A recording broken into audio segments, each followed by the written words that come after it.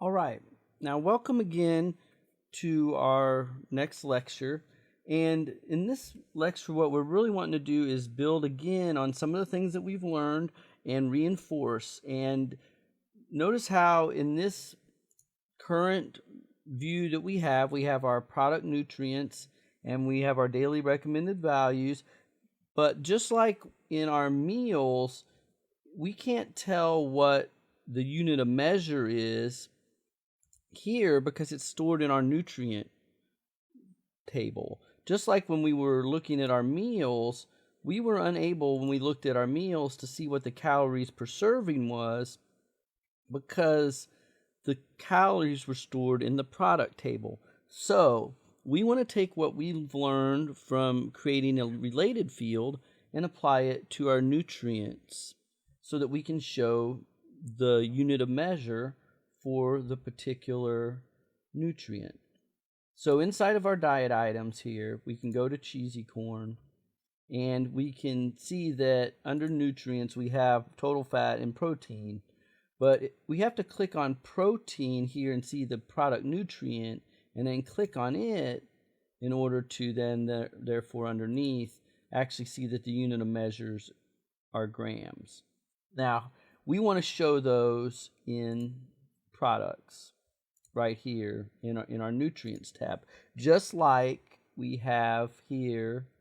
Well, and I'll move forward so we can have some data. How here we have the nutrient value, but we don't have the unit of measure. We face the same thing under meals, where we had the serving size, but we didn't have the calories per serving. The calories per serving were stored somewhere else. And in this case, the unit of measure is stored in another table. So we need to use our related fields again. So if you're ambitious, pause the video, try to do it yourself. Otherwise, that's what I'm going to do right here, is I'm going to show you how to add that field. So we pull up diet facts, py, our Python file, and we know that we want this to be displayed here in our product template nutrient. So along with the value, along with daily percent, we want to show here the unit of measure.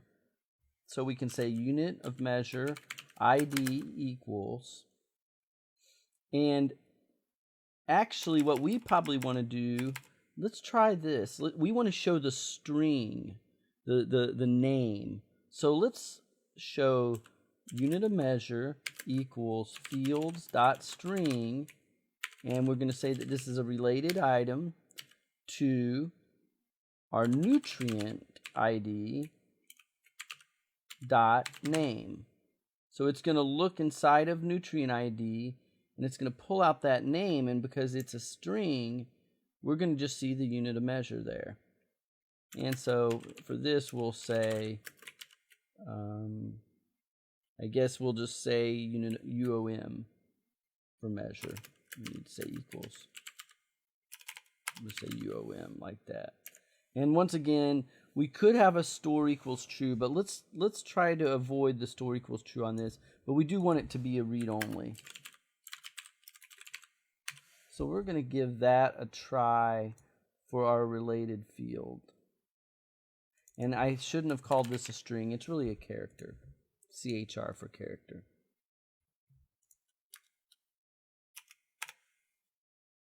And I know that's right because that's the right one there. So we have our unit of measure, and we're saying that it's a character field because it's related to the nutrient ID name.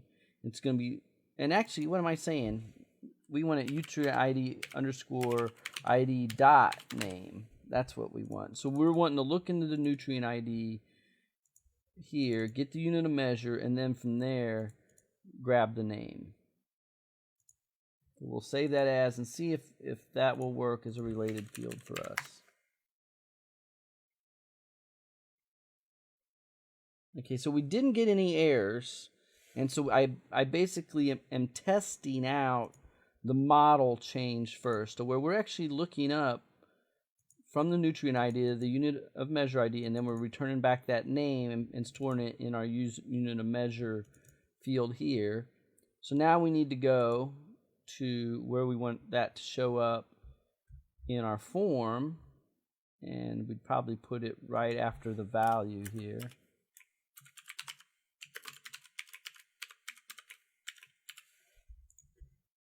And save that. Once again, we Control C, restart our server. No errors. But let's take a look at our form and make sure we got what we expect. And there you can see our unit of measure. And it, for whatever reason, it doesn't look like we have one for calcium. Yeah, I remember we added that one on the fly. So we don't have a unit of measure for calcium.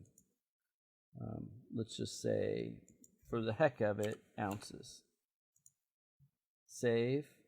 And if we go back and look at our products, nutrients, you can see how it's pulling over the unit of measures now. So we're reinforcing how we use related fields to pull through and make our models more robust.